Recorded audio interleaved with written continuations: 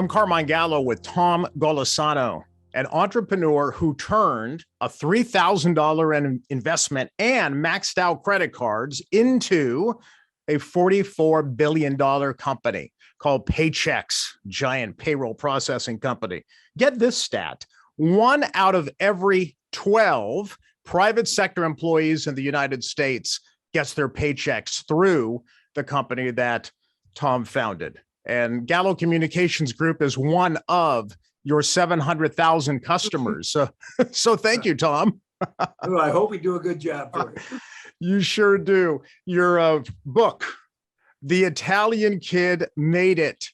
So from one Italian kid to another, ciao, grazie.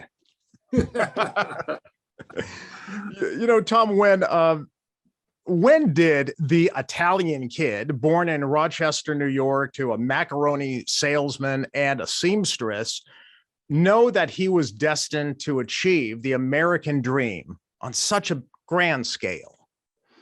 Well, certainly it came in plateaus. I mean, the first 4 years or 5 years, it was very tough.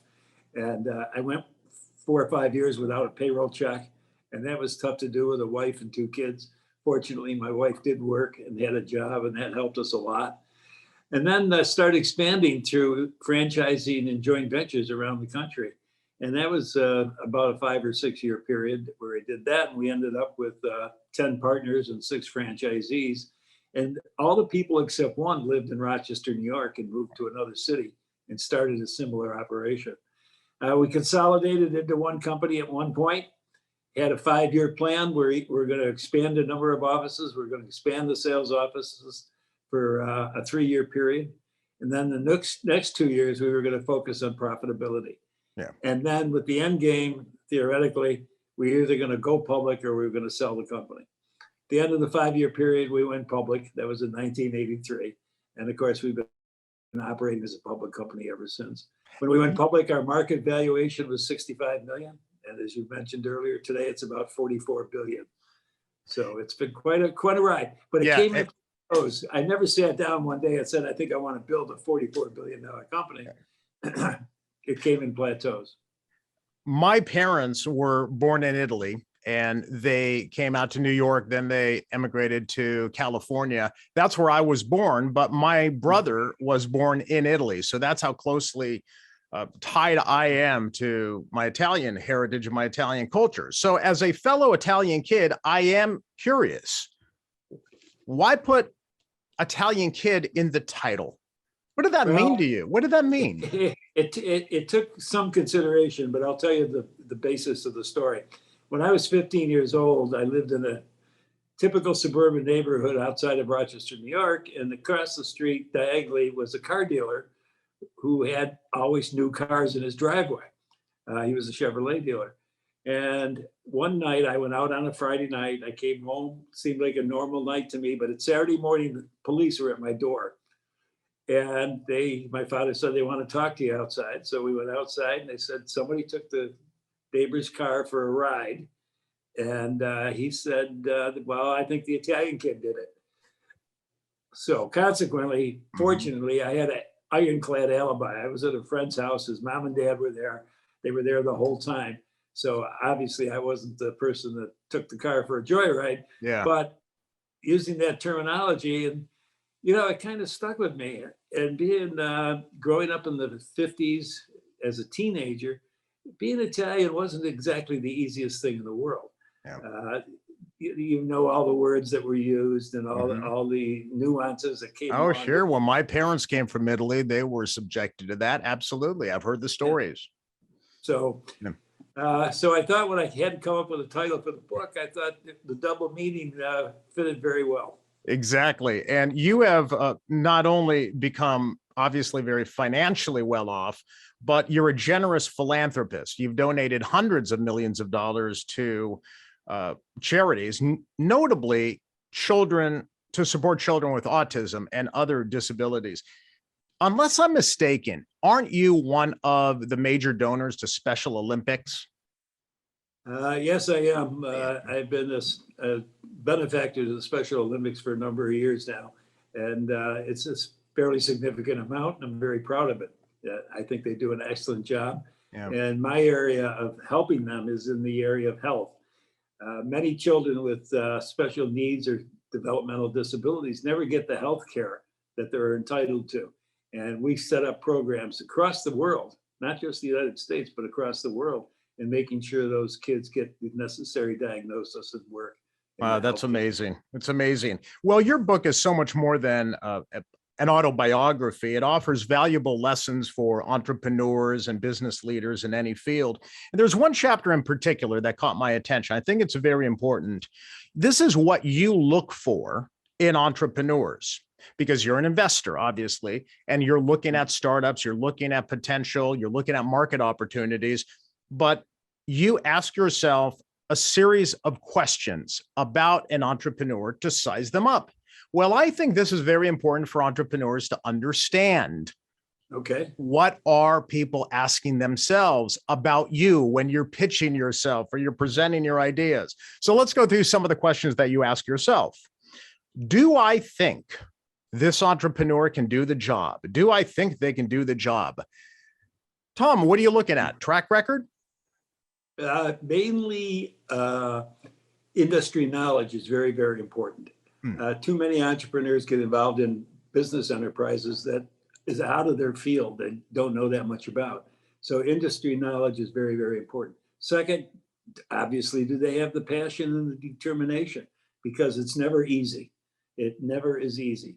And you would want a person that's going to be dedicated, will work hard, and so forth. Also, will there be family support? Sometimes it's very difficult for an entrepreneur to perform because there's other pressures coming from the family, personal needs or whatever the case may be. Sales ability, I think, is very, very important. Many entrepreneurs fall into the trap of they say they have a cash flow problem, but really what they have is a sales problem. They're not selling their product the way they either anticipated it would happen or the way they should. And so many entrepreneurs always overestimate their ability to sell their product. They think once because they put up their shield, everybody's going to come running. And it doesn't work that way. They've got to go out and they've got to do it. Tom, in your book, you write about that in your book. You ask yourself, can this entrepreneur sell what they produce? And here's what you said. I find myself continuously telling wannabe entrepreneurs that just because you hang up your shingle, it doesn't mean the world is going to be a path to your door. I warn them, the sales process is going to be harder than they can ever imagine. And so I would imagine, Tom, that is why the ability to express your ideas clearly and succinctly, but in a compelling fashion, the ability to pitch, persuade, sell, those are valuable skills, aren't they? They really are. The one I have emphasized at Paychex for years and years, your presentation has to be understandable by the client, because a potential client will never buy anything that they don't fully understand. So number one, simplicity and level of understanding is so important to the presentation. Well, you must have sharpened that skill when you were building Paychex, because Paychex aimed at a market that was not being filled by the major processing or payroll companies at the time, which was the small and medium-sized market. So it sounds to me like you had a sales challenge yourself. Absolutely. Nobody in 1970 ever thought that payroll processing would serve the market of 1 to 50 employees. They just didn't think it was possible. So I had more of an education job as well as a sales job. Today, it's so much different. What's happened now that, payroll processors at the low end of the market have been around for so long, it's very well known fact. So it's a different type of sell today than it was 50 years ago. But I'll tell you, it was a selling job back then.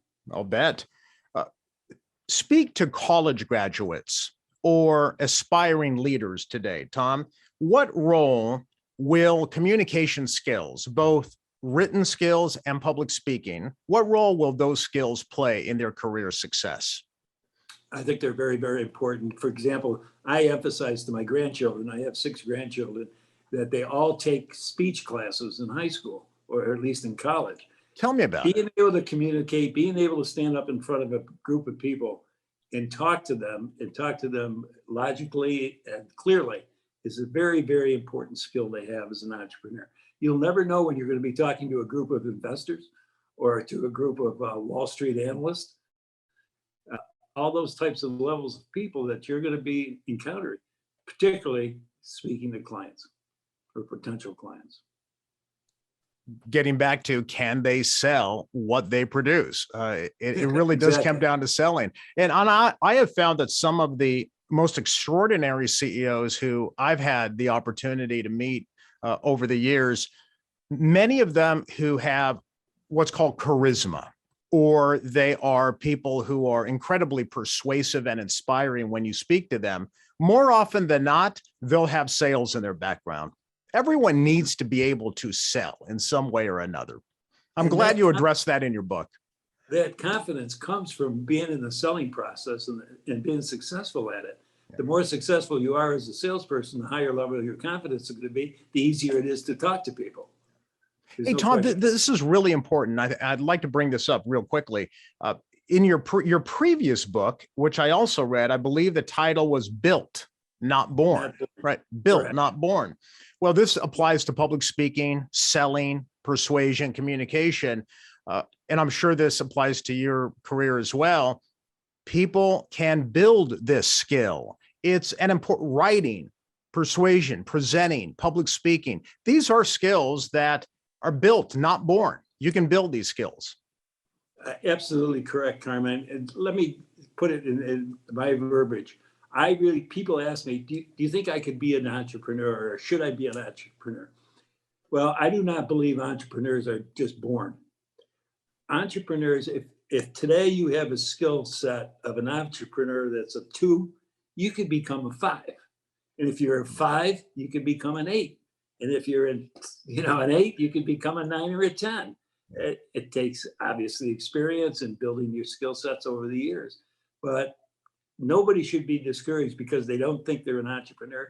They can learn some of the basic skills and grow into it.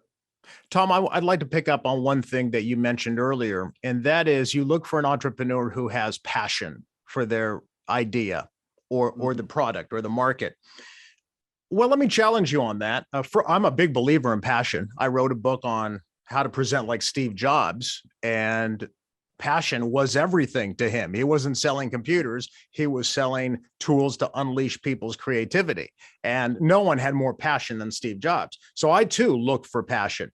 But what do you say to people who say, well, you weren't passionate about payroll processing when you were growing up as the Italian kid in Rochester, New York? You didn't say, I want to get into payroll processing. That's what I'm passionate about.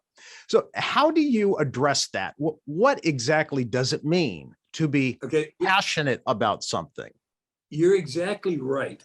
Nobody, I think, could really get that passionate about payroll processing. I mean, it's a great, very satisfactory feeling from doing it. But what you can be passionate about is building a company, building an organization, building sales volumes, building profitability.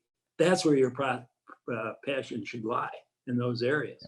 Not so much about getting excited about a payroll check. And, I'll also challenge you on this. I think you were also passionate, based on the 2 books now that I've read that you wrote. You were also passionate about helping small business owners achieve the American dream, like you did. I'll tell you, being an entrepreneur, business person in the United States of America, first of all, for example, if you're in New York State, you have a minimum of 55 payroll tax returns and payments that must be filed with the federal state government every year. And they're subject to errors, subject to being late. The fines and penalties are severe. It's not an easy task. But fortunately, companies like Paychex, and especially Paychex, I'd like to say, come along and do that process for you. It saves a lot of headaches and a lot of turmoil in your job. Well, thank you for giving us some great leadership and entrepreneurial advice. The Italian Kid Did It. I love the subtitle, How I Turned 3K into 44 billion and Achieved the American Dream. In one sentence, you know exactly what you're going to get. Thank you, Tom. Appreciate your time. I loved doing it. Thank you.